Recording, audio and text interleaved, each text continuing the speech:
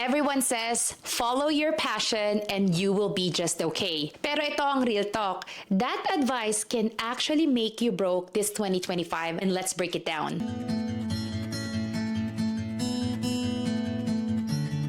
Try to think about it. Magaling ka kumanta, magaling ka mag-bake, magaling ka mag-drawing, pero kung hindi mo alam kung paano pagkakakitaan ito, at the end of the day, they stay as hobbies, not business that can generate you income. So instead of blindly following your passion, let's be more practical and let's find a way on how we can draw everything on a plan. Kasi guys, after venturing into many different businesses, I can tell you with confidence na ang passion, it's the last thing that you need in order to start, grow, and scale a business. Instead, what you truly need is a guide or a step-by-step blueprint na magpapakita sa'yo how to come up with a profitable business idea, how to launch it, kahit beginner ka, wala ka pang skills, or wala kang kapital. And remember guys, sabi nga ni Mark Zuckerberg, ideas don't come out fully formed. They only become clearer as you take action on them. Ang dapat mo lang gawin is magsimula. So guys, sa video na to, I am going to summarize everything I learned about starting and growing a business into 5 simple steps para makapagsimula ka na if you've been thinking about it. And I feel this is going to be a masterclass. So bring out your pen and paper, and all I ask of you, okay, I'm not going to charge you with anything. All I ask of you is if you have that idea in your head, to finally execute on it. Na kapag nakita mo na yung guide na to, you will realize that you do not need to know everything at the beginning.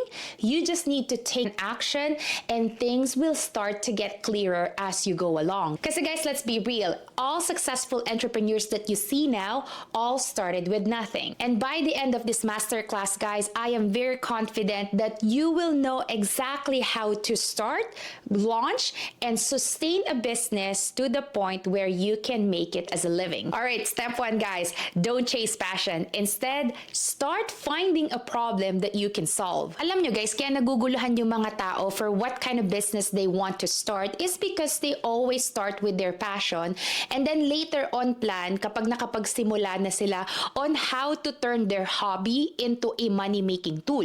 Kaya sila nahihirapan. So I'll give you an example. Kunyari, magaling sila sa baking. The very first business that it is natural for them to think is bakery, right? To bake pastries kasi nandun yung passion nila. At hindi ko naman sinasabing mali yun. Ang sinasabi ko lang, there is the better way to come up with a profitable business idea na kahit hindi siya in line with your passion, you will turn out become more profitable kasi it is backed up by a bigger logic and reasoning. Because this is something I've learned and realized halfway through my previous businesses. So hear me out on this. Kasi ito yung pinaka nagmamatter and nagiging breaking point kung magiging sustainable yung business mo. And this question is, well, tell me, where do you see yourself 5 years from now running this business? And the look on people's face kapag tinatanong ko tong question na to, they're shocked, clueless, and they absolutely have no idea. Well, first of all, they probably never thought of it, right? Pero yun yung gusto kong iparealize sa inyo, guys. Because most people I meet, when they start a business, all they think about is their passion in their head. And basically, everything else, they would just figure it out along the way. Tama naman yun, kasi nga, di ba, ideas don't come out fully. What I'm trying to get you to think here is to future pace. And I'm gonna give you a reason why that matters and could be a breaking point kung succeed kayo sa negosyo nyo. Kasi ang pagnenegosyo, parang goal setting yan eh.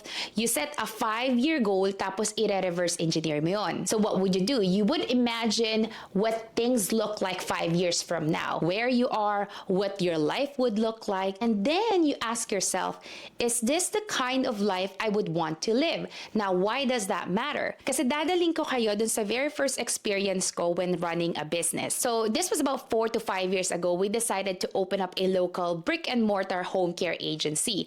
And bakit namin ginawa yun? Well, because we're nurses and we think that it's so easy to transfer our skills from the hospital setting to the community and we start making money. Again, the passion. That's how we started the business. So, you know, I definitely enjoyed the first 2 years of the business, although there's so many failures, so many learnings. We didn't have the mentor, so we're going to talk about mentorship later, but we had to figure everything out on our own. Pero guys, it got to the point where I enjoyed it until I didn't. I started hating the role.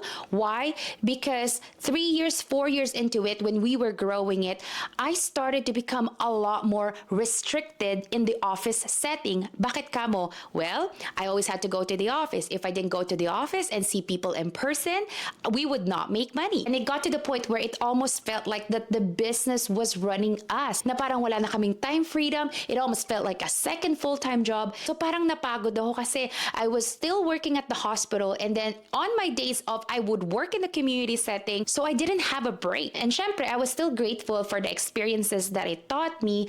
Pero there's one thing I realized going through that experience. And this is the biggest realization I am sharing with you all. I realized I would not get into a business that does not allow me to run on my own calendar. Especially now with my kid, I wanted to be able to spend more time with my family. And ultimately, I want to be able to build a business na kahit tumakbo ako sa simula, where I would pour in my time, my effort, pero it would get me to a point na hindi na ako masyadong active than when I first started. Guys, doon mas naging klaro yung buhay na gusto ko, the lifestyle, the setup. So my advice to you is, if you're going to come up with a business idea, you set a 5-year goal, tapos titingnan mo yung buhay mo in 5 years. If that's in alignment with what you want in life, then go for it. But if it's not, then that is not your business. And don't start something that you won't be able to sustain forever.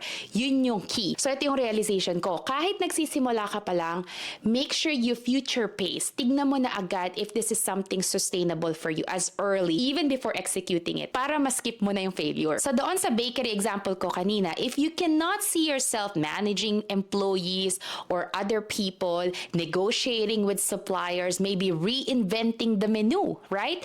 Then maybe bakery or food industry may not be for you. So it allows you to have some thinking to do para alam nyo kung paano nyo siya i-approach, not just currently, pero in the future. Again, hack ko to para malaman mo kung magiging sustainable na yung business mo. Kasi nga, you would know by now na kahit in the future, despite of failures and setbacks, you will thrive kasi you still enjoy what you do. So instead of focusing on passion, guys, there is a better way to come up with a profitable business idea, and I will tell you how. Find a problem that people are willing to pay for so they can be solved. And here's the kicker, guys. The bigger the problems, the bigger the profits that you can make. So for example, sa negosyo ko, the reason why I got involved is not entirely about the commission. Obviously, money is going to be one of the motivators.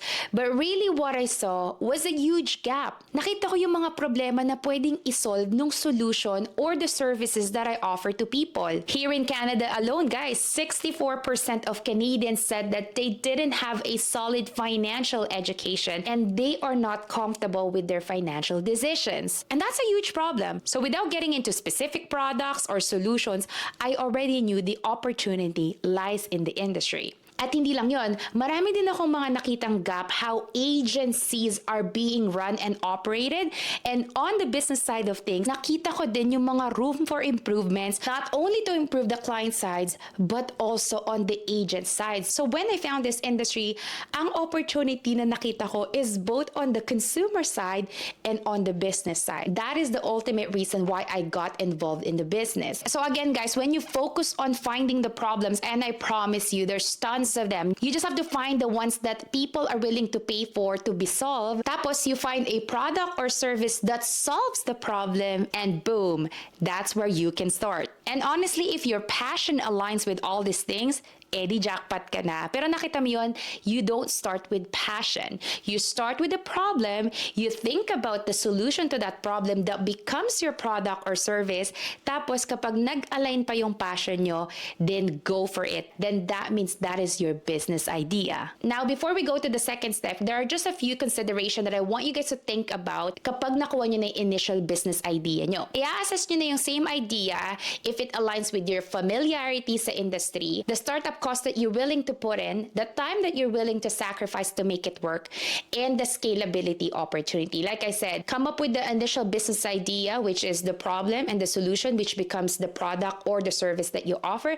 Tapos titignan mo na may capital ka ba, gaano ka ka-familiar dun sa industry. Don't even think about the skills yet. These are just the things na solid ba tong business idea. Yun lang yung gusto kong ma-nail nyo. And by the way, if you're only starting and you don't really have a lot of capital, I'm gonna put a link on the description down below. Kasi meron akong specific video if you want to start a business but you only have less than $1,000 of capital to begin with. So make sure you watch that because that will give you a specific guidelines to follow. Okay guys, step 2 na tayo. Learn the skill to solve the chosen problem. Okay, so after finding the problem, you're gonna now need to ask yourself, do you have the skills in order to solve the problem? Kasi kung wala kang skills, you won't get paid. Now, in some rare cases, guys, you might be someone who's pivoting from a different industry. You might be someone na ito na yung second business venture nyo. So technically, you're starting, but you're not starting at level 1. Pero kung ikaw ay beginner or you're pivoting from a completely different industry, you will need to learn a new set of skills. Parang ako, I never had any sales skills prior to joining the financial industry. So what did I do? I took my licensing course. I went on field training para makapag-shadow ako so I can see how the system works, what the process is from zero to hero until closing. How can I do that? Guys, like I said, even if I've had previous business experiences, I still allowed myself to become a beginner. And that's how I would recommend you guys do it every single time you learn a new skill. Huwag ka mag-a-assume na alam mo na isang bagay. Always allow yourself to look stupid again, okay, to become a beginner because that's the only way you can absorb anything without bias. And quite frankly, guys, if I was your mentor, I would rather pour everything I've got into you to developing you kasi alam ko na nakikinig ka at ina-absorb mo talaga lahat ng tinuturo ko sa'yo. All good leaders were once good followers, guys. So always become the person that you want to lead one day. Tatandaan mo yan. So remember, guys, step 2, at this stage, you focus on learning the skill. If you have transferable skills, it is fine-tuning the skills that you've got. Whether it's writing skills, communication skills, negotiation skills, selling skills, any type of skills that you've got, kailangan mong i-refine. And remember, guys, at this stage, your job is not to master the skill. Your job is to learn it. May pagkakaibang difference yun. Kasi when you master something, it means you know everything, or at least most of it, right? When you learn something, you're probably operating on what? 30 to 40% of what the skill may actually look like.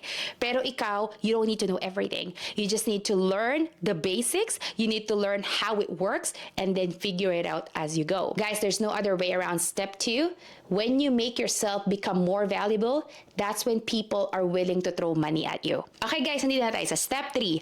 Find the right mentor. So itong step na to is nag-overlap to with step 2. So syempre, how are you gonna learn a skill if you don't find somebody who can show you how it's done? Now mind you, kaya to naging step 3 kasi there are some circumstances, especially like us at the beginning, we didn't really have a mentor. There are few who could kind of navigate their way around things and still come out okay kahit wala silang mentor. But ako na nagsasabi sa inyo, it would usually require a lot more grit, going through a lot more failures, and sometimes longer route. Kasi ang totoo niyan, guys, having a solid mentorship is the fastest shortcut to success. Bakit ka mo? Kasi nga you're gonna cut the learning curve and you're gonna learn from someone who's already achieved what you're going after or actively pursuing what you want. And usually these are the people who walk the talk and do what they preach. And most importantly, ito yung pinakamahalaga, they have results. And not just results, they also have systems that you can follow so you can duplicate their results. Nakita nyo? So a word of caution, guys, and this is based on my personal experience.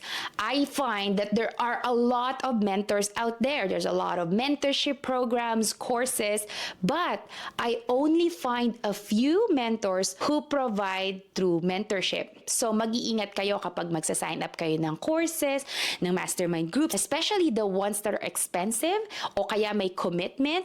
Guys, you have to run interviews, you have to ask them a lot of of questions para malaman niyo yung true ability nila to answer your questions impromptu at hindi lang yung pinapakita nila sa'yo online or advertisements. Tatandaan nyo guys, maging matalino kayo.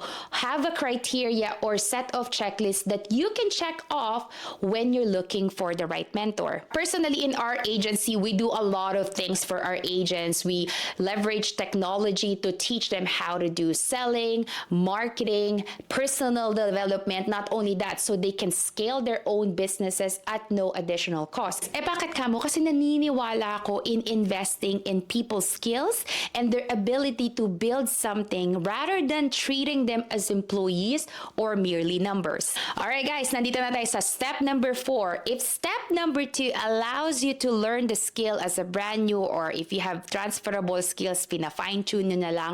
Step 4, it's now time to master the skills and redefine failures. Okay guys, itong step 4, execution ang tawag dito. If in step 2, you're not required to master the skills kasi dun mo pa nga lang siya pinag-aaralan, step number 4 is where you do your repetitions. Kasi repetitions leads to mastery. Every great successful entrepreneur guys were once novice. So wag na wag niyong iisipin na hindi kayo enough, na hindi kayo magaling, hindi kayo matalino like other people. It does not have anything to do with being smart. This is the stage where you make a mess, a lot of it. You do all the boring repetitive tasks like sales call, interview, financial review when it comes to my business. Ano pa? Scripts, role playing, I don't know, negotiation, communication, maybe marketing campaigns. Whatever your business may require for you to take off, dito nyo gagawin. Guys, ito rin yung stage na mafu-frustrate kayo kasi akala nyo in step 2 na medyo madali lang yon. But you didn't know that you were just barely learning the skill in step 2. Step 4 is what it requires you to master it by doing all the mundane tasks, the boring ones, but the ones that will be responsible for your mastery. Guys, sa step 4 na separate yung quitters and yung magiging winners. Kasi yung winners, kahit magkakaroon sila ng failures, they will continue to pursue it. And if you're still watching this video up to this point, I'm going to teach you the formula of how you will never quit. You have to treat your business as if you're experimenting something. You test, you fail, and you improve. Test, fail, and improve. For example, you execute a plan and then it failed. So does that mean that you failed? No, it just means that it's giving you a feedback that something didn't work. Now, it's up to you what you need to do para mag-improve whatever it is that didn't work. Kasi ang problema sa mga tao, when they fail, which is only the second part of the formula, they think it's time for them to quit. They forgot that it is part of the formula. It is a signal that something is not working and needs to be improved. Kaya ngayon, alam nyo na kapag umabot kayo sa step 4 and you fail, well, guess what? It is a feedback. You need to go back to what you did at i-assess nyo kung ano yung hindi nag-work doon, okay? Data-driven information, gagamitin nyo yung mga metrics na yon. Tapos, ito-tweak nyo, i-improve nyo. Tapos, pupunta ulit kayo sa formula, test, fail, and improve until to the point where you're lucky enough to find what truly works. And just like that, guys, if you continue to follow this formula, wala yung quit doon. There is nothing in the formula where it signals you to quit. So nakikita nyo, it's all in our head. Alright guys, step 5 na tayo. Play the long game. Ang totoo niyan guys, success does not come to those who are smart.